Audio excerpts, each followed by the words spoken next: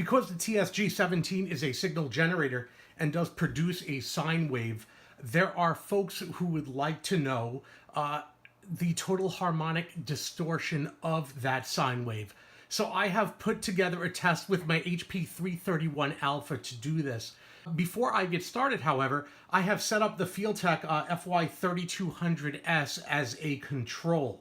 And for the control frequency, I'm going to start this at 455 kilohertz, which is a well-known frequency used for AM radios.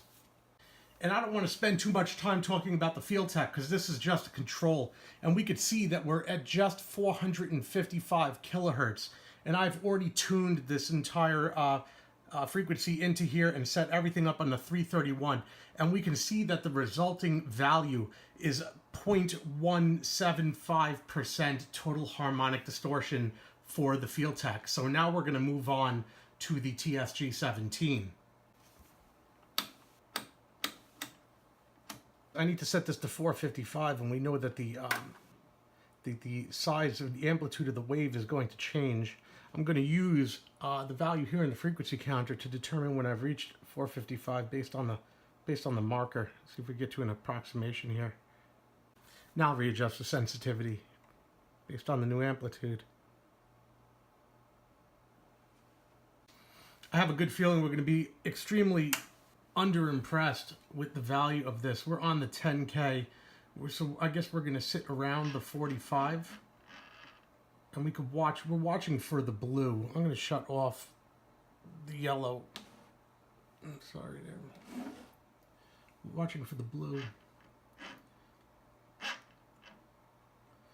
Use the fine-tuning knob there. We'll go to the next value. Next value. We can even go one more. Okay, that's good enough. Let's see what we can do. Oh. Right about there. Try and bring it in. That looks like that's going to be it for this frequency. We're on the 3 scale. So 3%, we're looking at just over 2, we're looking at just under 2.2% total harmonic distortion at 455. That's terrible. You know, I guess, okay, for what it does, you know, it's an RF signal generator, but the amount of harmonics that would introduce at, you know, 2% or just over 2% of that signal. Wow. Let me bring this back to 0 and we'll redo a set level. We'll come back to this. Let me set up. I've lowered this as low as this will go and still maintain a full set level, and that's 190 without having to adjust the RF level, which is what I'm trying to avoid. And now we're going to take a look at this at the lowest frequency. I mean, I could go lower down to 150, but then I'd be changing RF level, and that might change the sine wave. I guess you could get slightly different readings, but at what point, you know, you could make it so small that you wouldn't be able to see the RF anyway, or have it usable just by slightly lowering the distortion. You know, it doesn't do anybody any good either. So let's get started.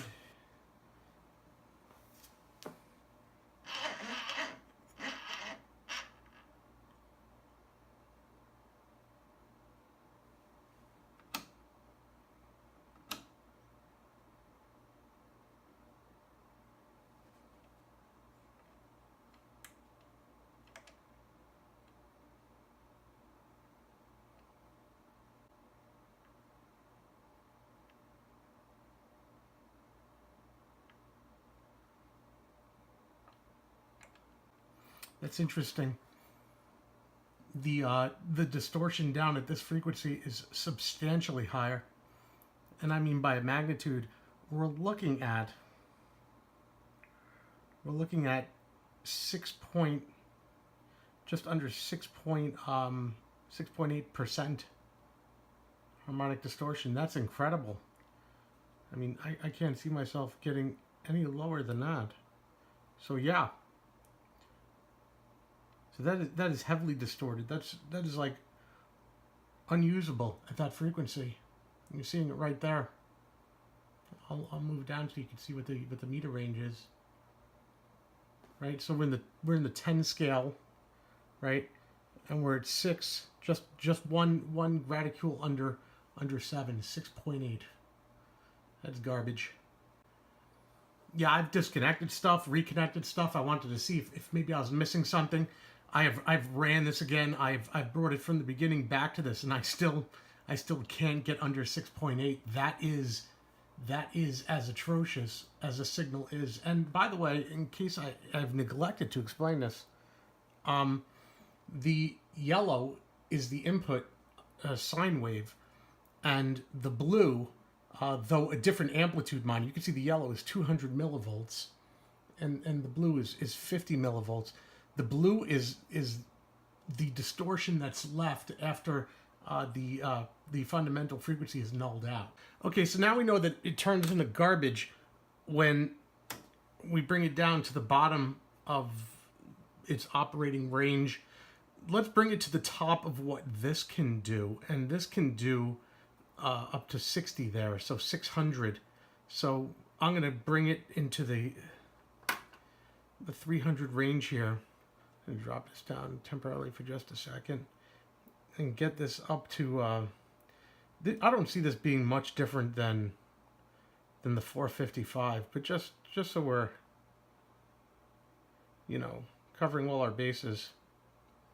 And this knob is slightly off on B, I'll admit. I think it was aligned to 455, but I'm nowhere near the 600 mark to have it appear on the oscilloscope here at 600. But we're set on the oscilloscope now for 600, so let's null this out and see what we get. Okay, so we'll go and we'll set them up. Set up, distort. We're going to crank this all the way to the end. I don't even know if I'm going to have any wiggle room on this one. Oh, I just made it. Just made it. Let's see what we get.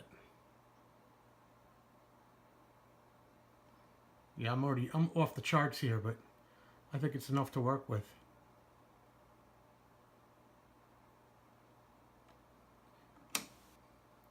Definite gains. Drop them again. Let's raise our distortion so we can see a little better. We'll shut off the input.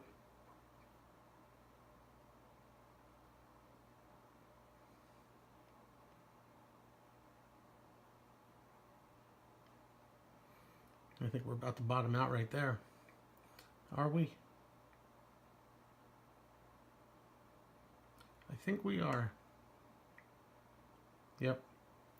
So we're looking at, on the scale of 3, we're looking at 1.5, 1.6% total harmonic distortion right there at the top of the operating range of the HP, mind you. So that is 600 kilohertz.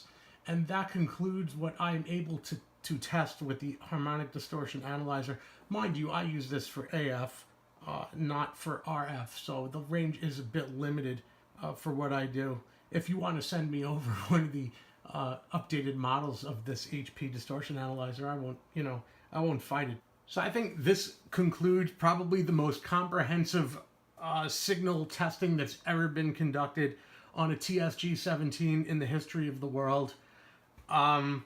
Again, this only reiterates that this should not be used as a signal generator. You should get a proper function generator. Even a Feeltech, as I have shown, runs circles around this. The sine wave in this thing is terrible, and it is flaky based on what frequency you're operating at. Also, we have seen that the lower frequencies on this are significantly worse with regard to distortion than the higher frequencies. Stay away from it as a signal generator. That's the verdict. Thanks for watching.